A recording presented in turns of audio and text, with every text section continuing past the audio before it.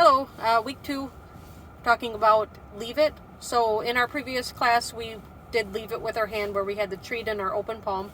The dog would go for it, and we'd snap our hand closed, tell them to leave it.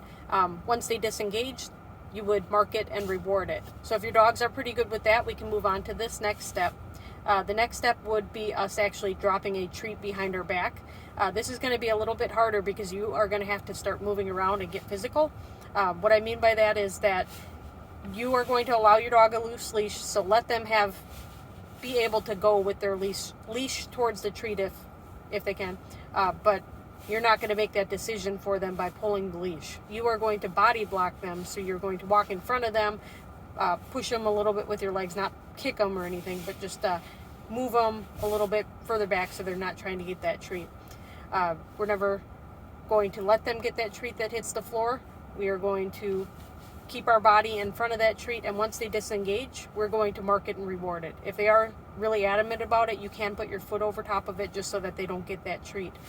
They will eventually get it, and you won't have to use so much of this body blocking as they start to understand what you're asking for. But never let them get that treat on the floor that you told them not to get.